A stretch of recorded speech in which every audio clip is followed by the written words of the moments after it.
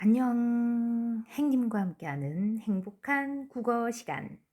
자, 이 단원 읽고 쓰는 즐거움에 과학자의 서재라는 수필을 여러분 지난 시간에 이어서 두 번째 함께하게 되었습니다.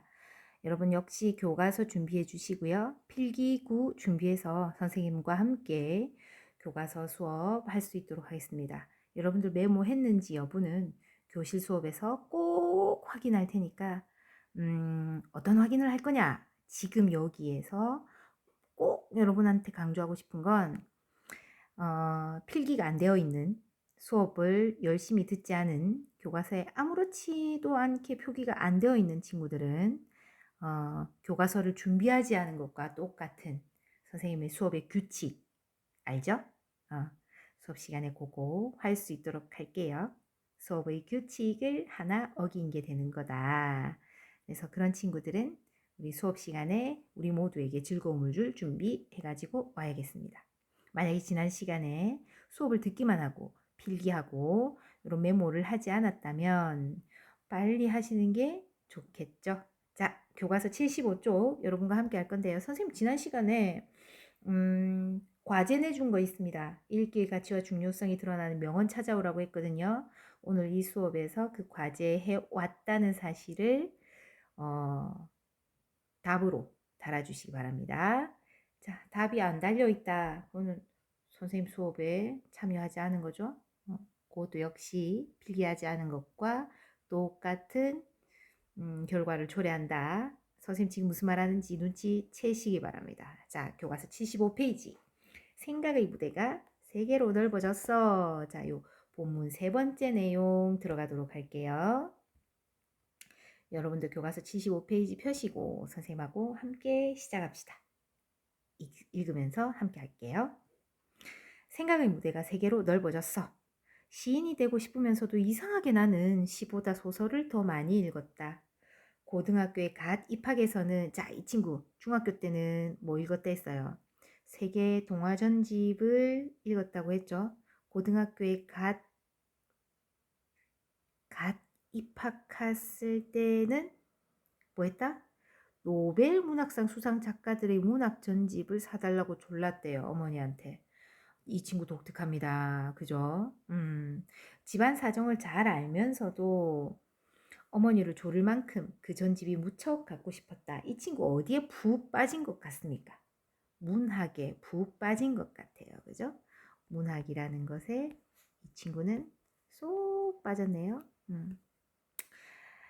집안 사정을 잘 알면서도 어머니를 조를 만큼 그 전집이 무척 갖고 싶었다. 문학 부문에서 세계 최고의 권위를 자랑하는 노벨 문학상은 도대체 어떤 작품들이 타는 것인지 궁금했다. 시인을 꿈꾸는 소년으로서 너무나도 당연한 궁금증 아니겠는가. 여러분 당연한 것 같아요. 대단한 것 같죠? 선생님 좀 대단한 것 같아요. 계속 볼게요. 여러분들 교과서 넘겨주세요. 76페이지. 어머니는 내 청을 들어주셨다. 노벨상 문학 전집이라고 책 등에 인쇄되어 있는 책 등, 책 겉표지에 인쇄되어 있는 책들이 내 책장에 나란히 꽂혀 있는 것만 봐도 가슴이 벅찼다. 선생님이 그렇거든요. 책을 사서 책꽂이에 이렇게 탁 꽂아 놓고 쳐다만 봐도 뭔가 이 가슴이 벅차고 뿌듯해지는데 읽으면 또 다른 즐거움을 주고요. 근데 이 친구는 고등학교 들어가서 노벨상 문학 전집. 자, 여러분 기억을 더듬어 보세요. 이 친구 제일 처음에 빈둥거리기만 하다가 생각이라는 걸 하게 만든 게 뭐였어요? 백과사전이었죠. 자, 백과사전을 보다가 뭘 보게 됐어요? 어머니께서 사주신 세계명작이었죠. 세계명작. 세계명작에 푹 빠졌다가 자, 이번에 뭘 졸라서 사달라고 했어요? 노벨상 문학전집을 사달라고 했네요. 계속 볼게요. 노벨 문학상 전집을 읽으면서 우리나라 작품과는 또 다른 새로운 맛을 느낄 수 있었다. 자, 어떤 맛을 느꼈느냐? 배경이나 인물들의 성격, 사회적 상황, 문화 등이 달랐기 때문에 문학적 감수성을 키우는 것 외에 지적 호기심도 채울 수 있었다. 자, 이 글쓴이가 노벨상 문학 전집에 새로운 맛을 느낄 수 있었던 이유가 뭔지 지금 설명하고 있습니다. 이유. 지금 요렇게. 이유. 새로운 맛을 느낀 이유. 배경인물의 인물의 성격. 그렇죠. 우리나라 사람이 아니니까 배경도 다르죠. 사회적 상황도 다르겠죠. 문화도 다르죠. 그죠? 우리는 숟가락과 젓가락으로 밥을 먹지만 칼과 칼이라고 말하면 무식한가? 나이프나 포크로 스푼으로 밥을 먹는 문화가 있는 나라도 있는가 하면 손으로 밥을 먹는 문화를 가진 나라도 있잖아요. 이렇게 다양한 것을 보면서 지적인 호기심을 채웠대요. 굉장히 궁금하고 재밌었나 봐요. 계속 읽어봅시다. 노벨 문학상 작품들은 내게 또 다른 세계를 열어주었다. 그전까지 책 읽기가 감성적인 부분을 건드리고 충족해 주었다면 노벨 문학상 전집은 그와 더불어 다른 나라의 역사를 비롯한 여러 가지 지식과 정보를 얻게 해주었다. 다른 나라의 역사를 비롯한 여러 가지 지식과 정보를 얻게 해주었다. 자, 노벨 문학상 전집이 이한테 이 글쓴이에게 어떤 영향을 미쳤는지 설명합니다. 어떤 영향? 여러 가지 지식과 정보를 얻게 해주는 영향을 미쳤대요. 그러는 동안 나의 정신세계도 훨씬 넓은 세계로 옮겨갔다. 당연하죠, 그죠? 정신세계가 그냥 단순하고 좁지 않고 여러 가지 여러 세계를 경험하고 알게 되고 그걸 통해서 막 이제 이 아이가 엄청 이 정신세계 머릿속이 확 확장되고 있는 거예요.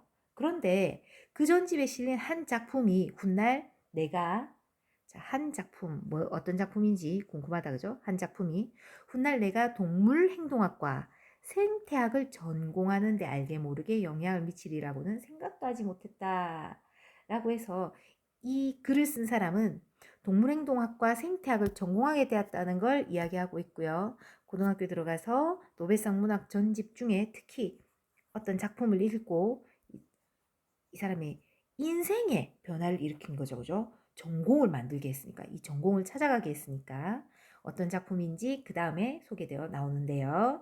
자, 이번에 본문사 문학이 이끌어준 나와 과학의 첫 만남. 요거 읽기 전에 요 방금 읽었던 부분, 방금 읽었던 노벨상 문학 전집을 읽게 된 계기가 된 장면들, 이게 어떤 건지 지금 정리한 거 한번 선생님 표로 보여드릴게요. 자, 이제 세 번째 이 사람 글쓴이의 읽기 경험이 어떤 읽기를 했다고 했죠 방금? 노벨 문학상 전집, 다른 나라의 역사 그리고 여러 가지 지식과 정보 이런 것들을 얻어내면서 책을 통해서 생각의 무대가 더 넓은 세계로 펼쳐지고 있다라는 이야기 한번 다 같이 우리 확인했습니다. 자, 이제 마지막 이 글이 실려 있는 마지막 본문 4에 해당되는 문학이 이끌어준 나와 과학의 첫 만남 부분 함께 볼게요. 이제 마지막 본문입니다. 이후에도 해마다 노벨문학상 수상집이 출간되면 한 권씩 사다가 그 전집에 끼워 넣곤 했다. 대단하다 그죠? 일관성 있게 쭉 그냥 이 책을 읽었나 봐요. 노벨문학상 수상집을. 그중 하나가 솔제니친의 작품이었다. 자, 발음이 좀 어려울 것 같은데요. 이 솔제니친이라는 작가는요. 옛날에 그 소비에트 연방의 강제 수용소에 자기가 직접 체험한 이야기를 쓴 책, 수용소 군도라는 작품을 쓴 작가인데요. 솔제니친은 실제로 1918년 굉장히 오래됐죠. 카카스라는 지방의 가정에서 태어나서 스탈린 그리고 흐르쇼프 발음이 흐르쇼프 이런 그 공포정치, 반동정치 이런 시대에 정치적인 억압을 받던 사람입니다. 그 사람이 자기가 그 상황을 겪으면서 다르게 이제 억압받는 사람들의 비극 이런 것들을 막 자기가 직접 체험하거든요. 겪었거든요. 이런 것들을 형상화한 작품을 썼는데 자신이 직접 생활하고 목격한 이야기들을 썼는데 자, 그 중에 한 작품 수용소 군도라는 작품에서 이 글을 쓴 글쓴이가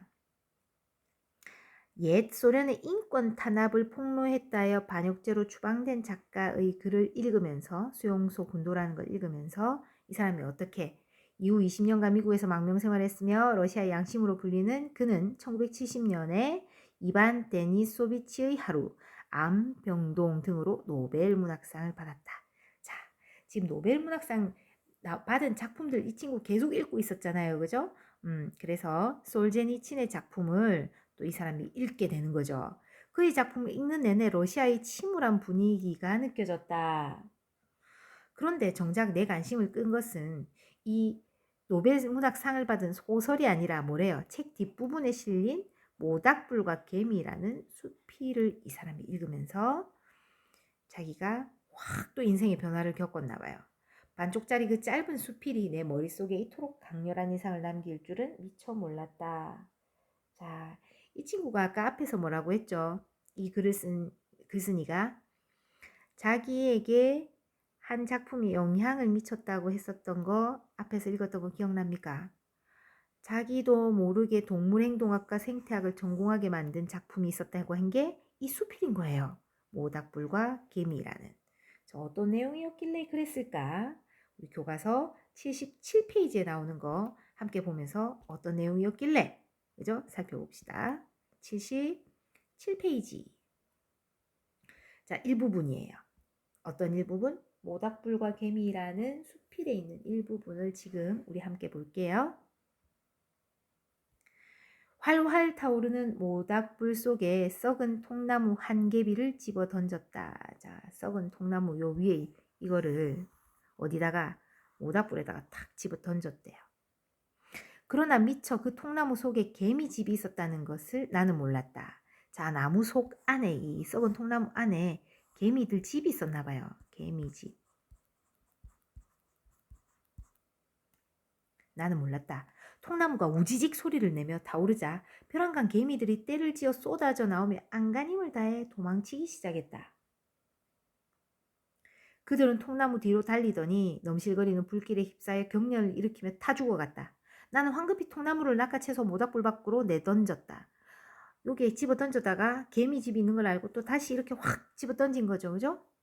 다행히 많은 개미가 생명을 건질 수 있었다. 어떤 놈은 모래 위로 달려가기도 하고 어떤 놈은 솔가지 위로 기어오르기도 했다. 그러나 이상한 일이다.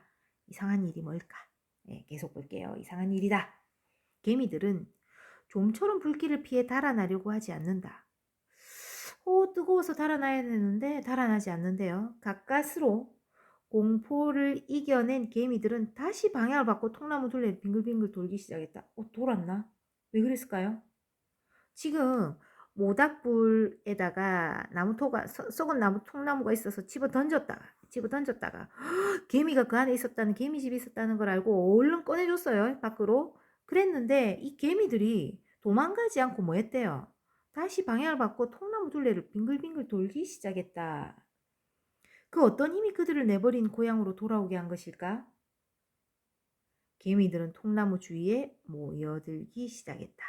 그러곤 그 많은 개미가 통나무를 붙잡고 바둥거리며 그대로 죽어가는 것이었다. 왜 그랬을까? 자, 이게 의미하는 게 굉장히 크거든요. 자, 또 이렇게 선생님처럼 표기를 한번 해볼게요. 자, 이러고 여기다 이렇게 적어주세요. 이타적 행동.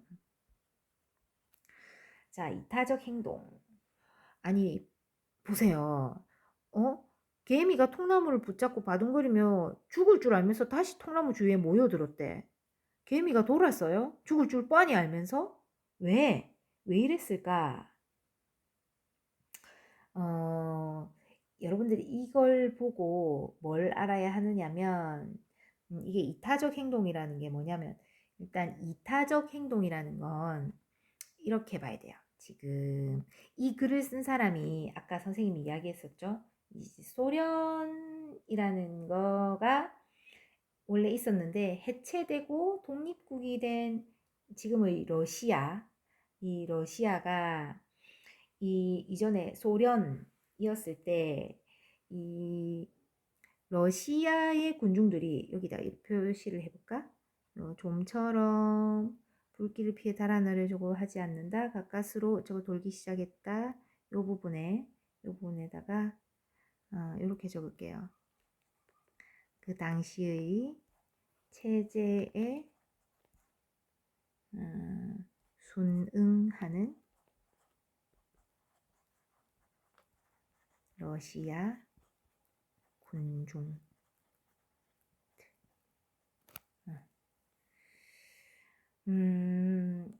이렇게 비유적인 표현인데요. 여러분들이 이제 이타와 이기 뭐 이걸 구분할 줄 알면 좋겠고, 여기에서 비유한 게 누군지를 또 살펴볼 필요가 있는데, 불은 일단 좋은 것과 나쁜 것과, 불 뭔가 옳진 않거든요. 이게 뭐냐면 불은 자, 이 불은 표시를 다른 색깔로 할까? 불은 빨간색으로 할게요. 자, 불은 군중을 이거 잘 안 보이나? 군중을 억압하는 불합리한 상황. 여기 보이죠? 군중을 억압하는 불합리한 상황. 그럼 군중은 누구겠노? 군중. 소련의 군중. 개미 때. 이게 소련의 군중이야. 소련의 군중. 개미 때. 개미 무리.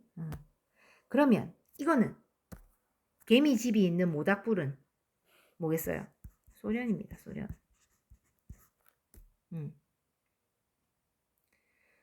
자, 이렇게 이해하세요. 이해가 좀 되는지 모르겠는데, 이 소련이라는 체제가 체제 속에 개미 집안에 있는 군중들이, 개미 때 이 군중들이 요 안에 있는데 모닥불 안에 던져지면서 억압당했잖아. 군중이 억압당하고 있었잖아. 그죠? 근데 구해주려고 던져줬지만 얘네들이 다시 개미 집에 나왔다가 다시 돌아간다 했잖아요. 이런 체제에도 순응하려고 하는 러시아 군중들을 비유적으로 표현한 거거든요. 그래서 선생님이 아까 이 내용을 이타적인 행동이다라고 했는데, 이것도 여러분들 비교를 한번 해볼게요. 이기적인 거랑 이타적인 거랑 이렇게 비교를 해봅시다. 개인을 우선하면 이기적이죠. 집밖에 모르고 지만 우선하면 개인의 안전. 근데 전체적인 거, 집단, 그러니까 이들 종족의 생존을 우선한다면 이타적인 거죠. 여러분들 이런 생각 해봤어요? 사람은 남들을 배려하고 지가 희생하고 이러면서 예를 들면 이거죠. 여러분 교실 안에서 우리 반에 아이들이 좀 처져 있고 이래서 내가 좀 나서서 대답도 수업 시간에 좀 잘하고 웃기는 얘기도 좀 해가면서, 그래서 우리 반 분위기를 막 이렇게 끌어올리는 거. 지가 우리 반을 위해서 뭔가 이렇게 희생이라 하기에는 좀 적절한 비유는 아니지만 뭐 무튼 자기가 이렇게 노력하잖아요. 이타적인 행동이거든요. 인간만이 그런 걸 할 줄 안다고 여겼는데, 이 개미를 보면서 이 작가는 이 글을 쓴 거예요. 개미도 이런 이타적인 행동을 하네. 근데 이 이타적인 행동이 당시의 소련의 군중과 소련을 억압하는 그 불합리한 상황 속에 군중들이 어떻게 행동하고 있는지를 이렇게 비유적으로 표현하고 있습니다. 개미들이 도망가지 않고 통나무에 붙잡혀가서 다시 죽어가는 것 전체적으로. 이걸 이렇게 표현하고 있는 부분인데, 이걸 보면서 이 글쓴이가 완전히 매료되거든요. 폭 빠지게 돼요. 어떻게 폭 빠졌는지 계속 이어서 살펴볼게요. 교과서 78페이지입니다. 동물학자가 된 이후에야 비로소 이해하게 되었지만 그때는 이해를 못한 거죠. 당시에는 나도 솔제니친과 마찬가지로 개미들이 왜 그렇게 행동하는지 정말 궁금했다. 생물학자가 아니라 문학가인 솔제니친은 그 상황을 과학적으로 설명하지 못하고 철학적으로 받아들인 듯하다. 당시의 나 역시 개미의 행동을 설명할 길이 없었으나 그 작품은 묘하게도 머릿속에 깊이 박혔다. 그러다가 훗날 미국 유학을 가서 꽂혀버린 학문, 사회 생물학을 접했을 때 순간적으로 솔제니친의 그 수필이 생각났다. 자, 이 글을 쓴 글쓴이는 그 수필이 생각났다. 자, 사회생물학을 전공하면서 확 떠오른 거예요. 언제 읽었던 뭐? 내가 고등학교 다닐 때 모닥불과 개미를 읽었었던 그 기억이 확 떠오른 거죠. 그간 수많은 문학 작품을 읽고 고독을 즐기는 속에서 점점 더 많은 삶의 수수께끼들을 껴안고 살았는데 사회생물학이라는 학문이 그것들을 가지런히 정리해서 대답해 주었다. 모닥불과 개미 속의 개미도 내가 가지고 있던 수수께끼 중 하나였다. 그 개미들을 이해하게 된 순간 나는 이 학문을 평생 공부하겠다고 결정했다. 자, 이렇게 연결이 딱 됩니다. 이 사람의 인생에, 그죠? 드디어 이 모닥불과 개미를 통해서 평생 공부하겠다고 결정했다는 말은 뭐예요? 이 사람의 진로를 결정하는 계기가 된 거죠. 이 책이. 그죠? 사회생물학에서 가장 중요한 질문은 이타주의다. 아까 이야기했던 게 나옵니다. 그죠? 왜 인간을 포함한 어떤 동물에서는 남을 돕는 행동이 진화했을까? 그죠? 인간도 그렇잖아요. 이타적인 행동을 하죠. 사실 굉장히 어려운 문제다. 자기가 손해보고 자신을 희생하는 것이 어떻게 일반화될 수 있는지 이성적으로 해답을 찾기 힘든 문제다. 선생님도 그렇게 생각해요. 자기 손해보고 지가 희생하는데 그걸 일반화하면서 지가 이렇게 일반화, 특징적이지 않고 이렇게 하는 행동들을 여기저기서 볼 수 있잖아요. 그죠? 근데 이성적으로 설명할 수 어렵다. 하지만 실제로 우리 인간 사회에도 있고 동물 세계에도 이런 이타주의가 존재한다. 아까 봤잖아요. 개미. 그죠? 나는 사회생물학을 공부하면서 개미로부터 이타주의를 발견하게 되었다. 자, 요렇게 해서요. 자, 본문 네 번째 마지막 부분을 확인했을 때 이론을 정리하자면 페이지야 넘어가라. 자, 요거죠. 모닥불과 개미를 이제 읽었어. 우리 처음에 뭐 읽었다? 백과사전, 빈둥거리다 백과사전 읽었고 세계 명작 맞죠? 세계 동화전집, 세계 명작은 선생님이 읽은 거다. 세계 동화전집 읽었고 그 다음에 읽은 게 뭐였죠? 노벨문학 전집 사달라 해가지고 그때 나오는 문학집을 다시 노벨문학상 받은 문학집을 읽었고 그 속에서 모닥불과 개미를 읽었다 이런 이야기 확인했었죠? 자, 이렇게 해서 여러분 우리 전체 지문은 아니고요. 우리 지금 함께 했던 본문 4가지는 과학자의 서재라는 수필의 일부예요. 수필은 자기가 직접 경험하고 깨달은, 교훈을 얻은, 깨달은 걸 글로 표현한 거잖아요. 그죠? 자, 막 넘어간다, 그지? 자, 요 글은 정리를 해보자면 요렇습니다. 갈래, 방금 이야기했죠? 그러게 할래 뭐다? 수필이죠. 그죠? 뭘 준다 했어요? 지가 이 글은 뭐 내가 어떤 경험을 했는지 그런 개성지 주관적, 지가 어떤 경험을 했는지 객관적이지 않은 자기만의 주관적인 그러면서도 어린 시절을 떠올린 성장해 나가는 회고적, 고백적이죠. 이거 왜 이러나? 화면이 이상하네. 화면이 이상하네.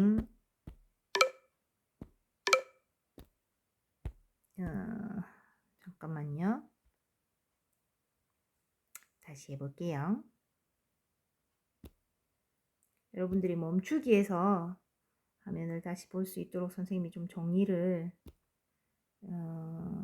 보자. 활동하기. 페이지 막 넘어갔어. 본문사인데 본문사 자, 닫기 막 누른다 맞지? 미안합니다. 요걸 눌러야 되는데 자, 이 글은 결국 지 인생에 어떤 영향을 미쳤는지 설명하잖아요. 어떤 영향을 미쳤는지 자신의 삶에 읽기라는 게 자기 전공, 진로 이런 거 변화를 일으켰잖아요. 그죠? 자, 그래서 이 글의 특징은 다양한 읽기 경험을 소개하고 있고 읽기의 가치와 중요성이 잘 드러나 있는 글이고 읽기 경험이 자신의 삶에 미친 영향을 시간순, 자, 이 시간 순위라는 건 뭐냐면 자기가 초등학교 다닐 때, 중학교 다닐 때, 고등학교 다닐 때 이러면서 이야기했잖아요. 이게 시간 순입니다. 시간 순으로 지금 화면이 잘 안 보이죠? 선생님 그냥 말로 할게요. 시간 순으로 소개하고 있음. 자, 이 글의 주제는 읽기의 가치와 중요성을 다룬 글입니다. 그만큼 이 사람이 미래의 진로를 결정하게 되고